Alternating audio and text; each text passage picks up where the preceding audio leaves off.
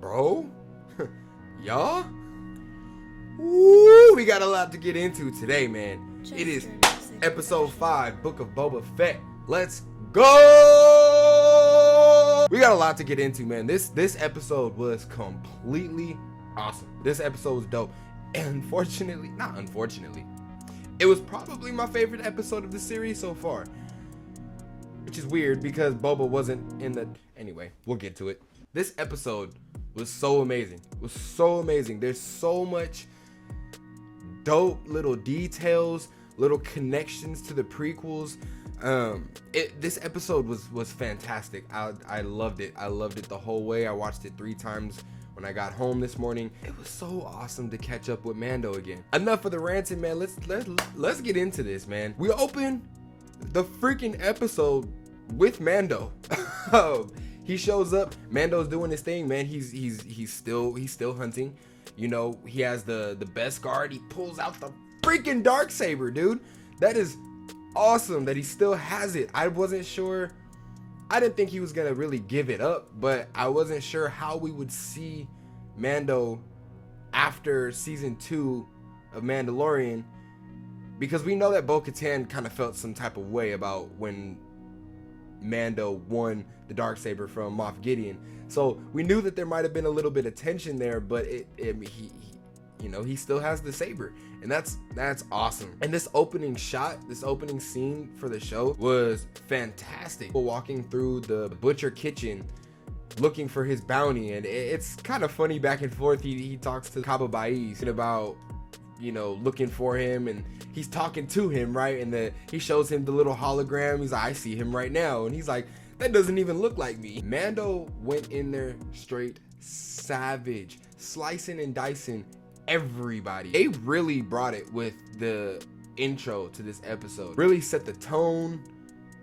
It was very entertaining to watch. He's going crazy and cutting everybody, and it was funny. You know, he's obviously, he hasn't learned how to fight with the Darksaber yet. He's not a Jedi. He's not a Sith. He's not a Force user. He does make that mistake when he goes for the stab and he pulls it out. He's a little bit too close to the Darksaber, man, and it burns him pretty crazy. And he cuts the freaking dude in half, bro. Like what? I thought we were watching a Disney Plus show, and it was just straight savage. He cuts the dude completely in half, not to mention walks out of the place with the guy's head, bro, and we see the blood drip from the bag. Like, it was the darker touch that we needed in this episode. But it was cool. He comes out and he's facing the rest of the crew, right? All the butchers and stuff. And this is where we get the former employer line, where he says that, you know, you can help yourself to whatever you think that you deserve from your former employer. And that was where they took out for the trailer, because originally in the trailer, I had thought that was Din Djarin that was talking in the Book of Boba Fett trailer. And we see now that it actually was, or at least that part of the line was, and they just let him go, right? He tells them that they have a whole bunch of New Republic credits up in the room that they could take if they want, and like I would be doing, they break for it. Dude, you could go, I'm getting my money. Mando gets off and takes off, and we get into this. I don't know if it's considered like a planet or like a space station, or if it's like a rich hangout spot with a bunch of clubs, but we get into this halo ring looking thing, right? Where and it's beautiful. It's beautiful. It looks like something straight pulled out of like Destiny or something. And it was done. It was great. It was great. It was cool to see, and it was a very interesting environment. I thought it was so funny when he stepped into that elevator and the alien that's next to him notices that he has a head in the bag, and he looks at him. Mando goes to look at him. He turns away.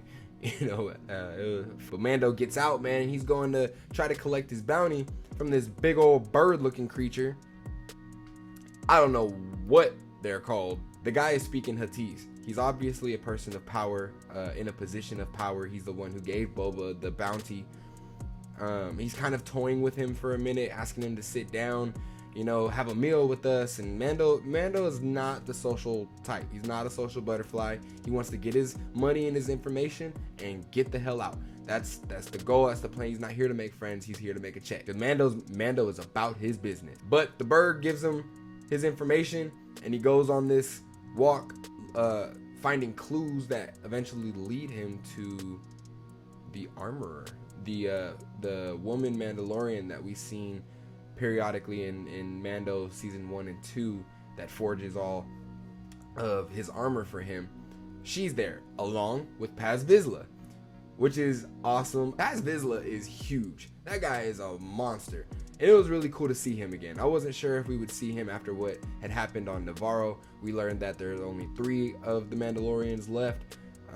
It is not specified though whether or not they died, or maybe they got scattered again and they're out there searching for each other. But at least for the time being and for the purposes of this episode, there's only them 3 left. The minute he gets to the armorer and to Paz Vizsla, for me, is where the episode gets that much juicier. Paz Vizsla is tending to Din Djarin's wound, and as he's doing that, the armorer asks him, what weapon did such damage to you?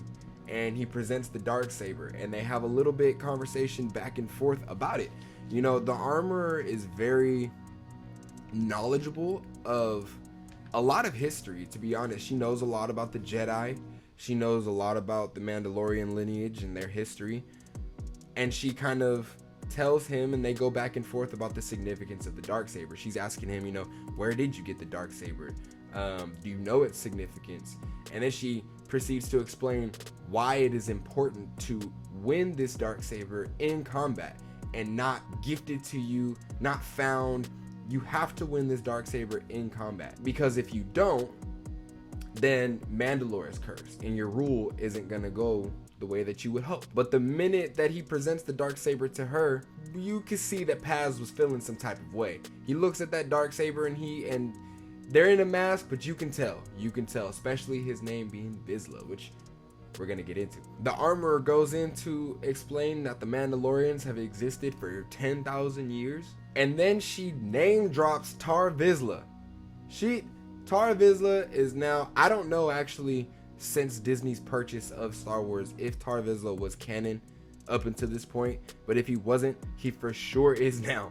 If you don't know who Tar Vizsla is, you should really look him up and get into his story. He was, as the armorer said, a Mandalorian and a Jedi. I don't know 100% of his story, but he was a dope warrior, a dope leader, and he was the one that created the Darksaber.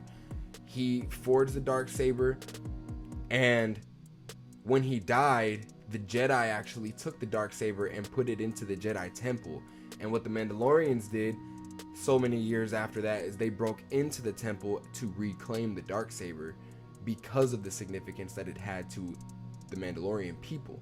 So that Darksaber has a lot of history, has a lot of importance, and a lot of trouble with it that comes. It is a meaningful weapon, definitely. The episode proceeds as we change scenes, and Paz and Din are talking about Moff Gideon and how he deserves to die, how Din beat him in combat, and now he's and how Moff Gideon is now in the custody of the New Republic, and that he will be tried and possibly executed for his crimes. It was kind of cool to see. I love the scenes when the armorer starts to forge things, and Din takes off his spear, and she asks him, where did you get that Beskar spear from? And Din's like, the Jedi, it was a gift to me from a Jedi. She says that its very existence puts the lives of Mandalorians in danger. And so he says, forge it into armor then. And not just forge it into armor, but forge it into armor for Grogu. That was so sick. We know that Grogu was taken by Luke at the end of season 2 of Mando, but Din is still thinking about him. Armor tells him in order for a Jedi to be a Jedi, they have to get rid of their attachment, which we know is true from the prequels and was a big issue in Anakin's ascendance to the dark side. So We know that that fact is true. However, this is a very different time period. Remember that Luke is a very different kind of Jedi than the Jedi in the prequels were. So it'd be interesting to see what would happen when Din meets up with Grogu. If Din meets up with Grogu, which he probably will. I really like the demeanor of the armorer. She's very calm. She asks a question and she listens to the whole answer. And when Din brings up Bo-Katan, asking if she has ever heard of Bo-Katan, we get a very interesting viewpoint on Bo. She tells him that Bo-Katan is a cautionary tale, which, if you ask me, I agree with that perspective. She says how Bo tried to lay claim to Mandalore, but only because of her bloodline and the fact that she had the Darksaber. We know that Bo was the sister of Satine, who was killed on Mandalore and died in Obi-Wan's arms. She was also the queen of Mandalore, the ruler of Mandalore. And after she had died, Bo-Katan felt that it was in her right to... So that, mixed with the fact that we see Bo-Katan in Rebels be gifted the Darksaber by Sabine Wren, which the armorer touches on and basically blames for the destruction of Mandalore. She basically is saying that because Bo-Katan did not win the Darksaber in combat, that it had cursed Mandalore, thus the Great Purge, and the Mandalorians were not able to survive the Great Purge. When we leave the flashback, we get into the armorer training Din Djarin with the Darksaber, and the Darksaber looks very heavy. He is struggling with that. He's dragging it on the ground. It's hard for him to lift it, but he also looks very determined. So by the time he masters using this, it is going to be very interesting. After their training, as we suspected, Paz Vizsla steps into the scene. And what does he want? He wants the Darksaber because he feels that it is his right. You know, he steps in and says, you know, hey, maybe that Darksaber belongs in somebody else's hands. And I love Din's demeanor, dude. He's just like, maybe it does, you know? And he's like, yeah, well, you want it in combat? And he's like, yeah, that's right. He agrees to the duel. And I think that fight was pretty sick, man. It was cool to see, because Din Djarin was definitely getting served up for the first few minutes of that, until Paz picked up the Darksaber.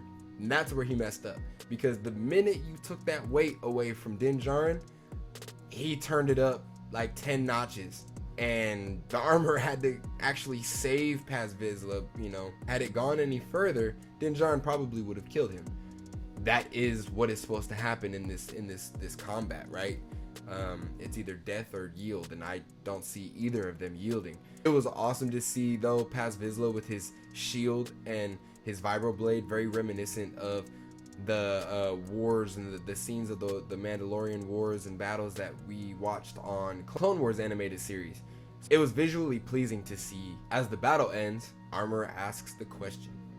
Asks them both if their helmets have been removed. Din reluctantly answers after being asked the third time.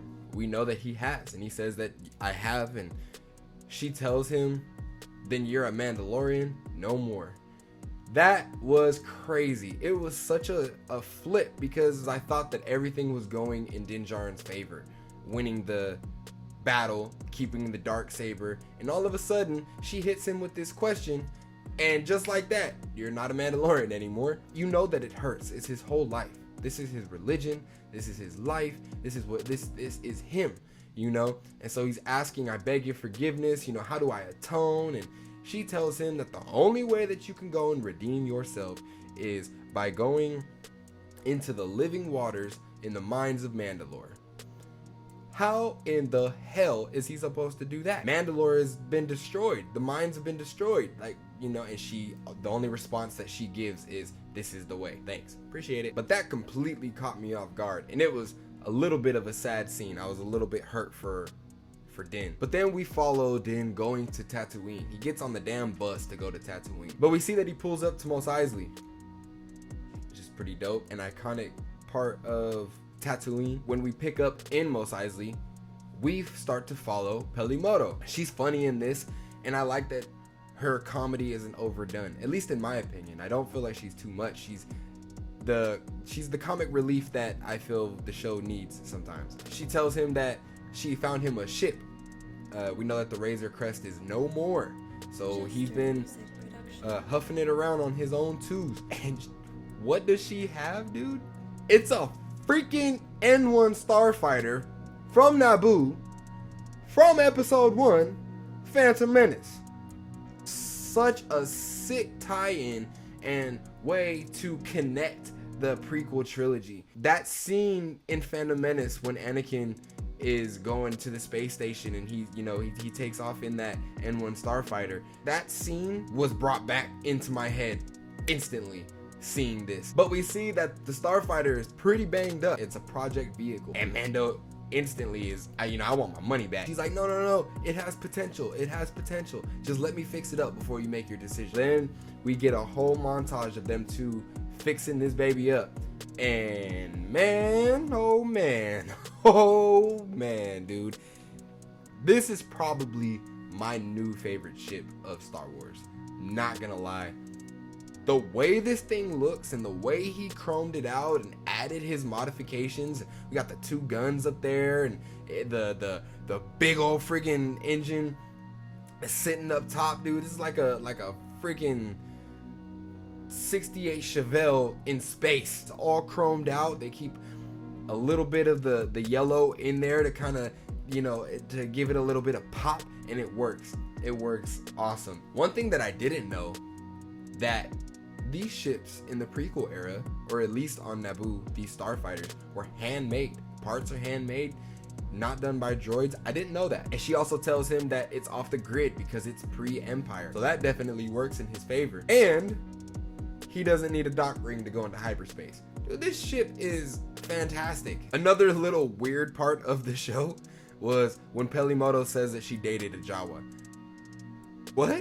I don't even know. It was just, she's weird. Bumping uglies with Jawas, I guess. Why does Pelimoto speak Jawa? Another cool thing about this show was we got and you can't tell me any different. We definitely got a tease of Calcus.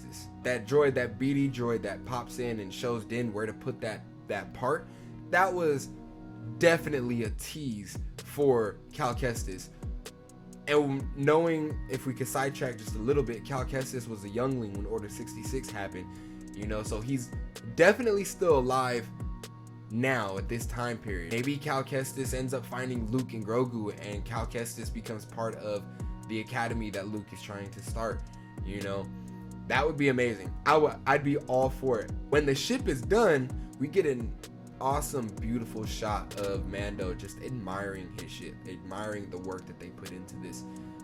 Jester, because it is a beautiful, beautiful ship. Now it's time to start it up, and this is where the nostalgia gets heavy. When he gets up there and he takes off, not only are we hearing the sound of this N1, but he's going through the same route that the pod racers did in Phantom Menace. By this time, I'm not even thinking about Boba. Boba is not in my mind. When Din gets into space, he gets stopped by the two Republic officers, and then they tell him that he doesn't have a beacon, and Mando is trying to explain, like, dude, we just made this ship. We haven't got the registration and everything sorted out yet. I was just taking it up for a test drive. Tells him to relinquish his controls, but then the other officer steps in, who actually ends up being the same officer that was with Dave Filoni's character in episode 2 of season 2 of Mandalorian, if I'm not mistaken. And then Mando takes off. He's gone. Press that button and he's gone. They don't know what the heck happened. And what's cool about that is the guy's like, how did he jump? He didn't even power up his hyperdrive. And the dude's like, that wasn't his hyperdrive, bro. Those were his thrusters. They're not catching him. They're not even going to try. I loved it when he gets back though, and Peli says, hey yo, how was it? And he's like, wizard. Oh, such a callback to Phantom Menace, man. And then right as we get up to the end of this episode, Pelimoto is saying, hey, your friend stopped by asking for you, and I sent her outside. I told her I didn't know where you were at. And he's like, well, what friend? Does she have a name? And who is it? It is Fennec Shan. So she's showing up asking Mando, hey, you looking for a job? And you know, throws him the credits. And I love this, man. Such a respect, because we know that, you know, Boba helped out Mando. He said, it's on the house. That was awesome. But first, I need to pay a visit to a little friend. And we know he's talking about Grogu. We know that's Grogu, you know. And then it cuts off. This episode was so hyped, so entertaining the whole way through. We started off with a banger. We got a dope action sequence in the beginning. We had so many questions and lore filled, or Easter eggs filled for us in the middle, talking about Tar Vizsla and the significance of the Darksaber and whatnot.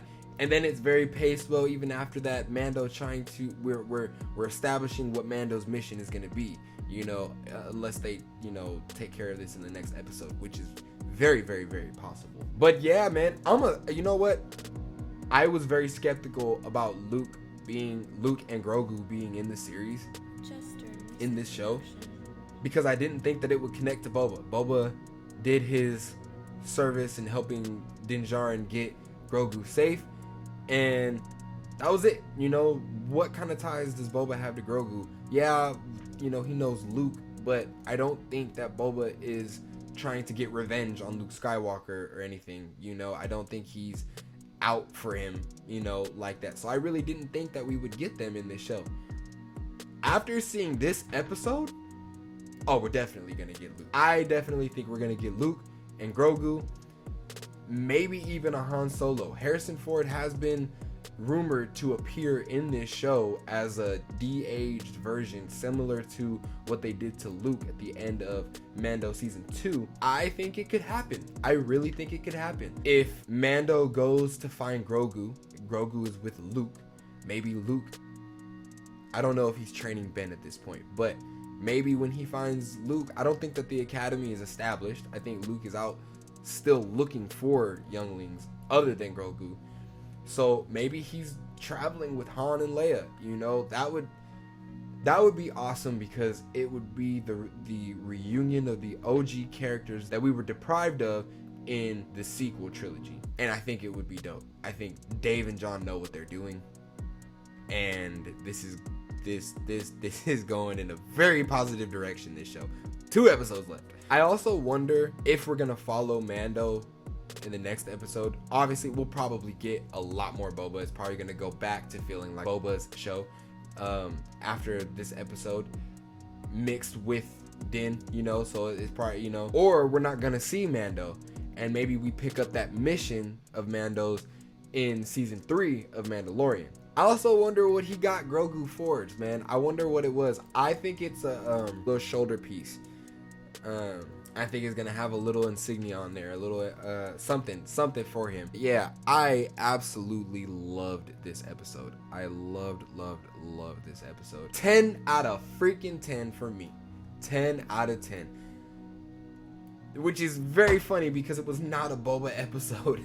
So out of the 5 episodes of Book of Boba Fett, the one with Mando is a 10 out of 10. And I thought that was interesting, but it was great. So that sets hopefully the tone for the next 2 episodes. Hopefully episodes 6 and 7 are gonna be right along a line with the tone of this episode, and we're gonna get a whole hell of a lot, and a lot more of a savage Boba, and with some more muscle, man. He's riding with Fennec and Mando now. That's a pretty lethal team. Big 3 right there. But yeah, so this episode was too dope, man. That's all I got today on this episode, though, guys. I thank you so much if you stayed around until the end on this video. If you did like the video, do me a favor and hit the like button, hit the subscribe button, and hit that notification bell too, so that you get notified whenever I post another video for you. I can't wait to see where this goes. I can't wait to share my thoughts and my excitement for these next 2 episodes. It's gonna be a very fun time. Thank you again. I hope you're having a great day. I hope you have a great rest of your day, and I'm gonna catch you later.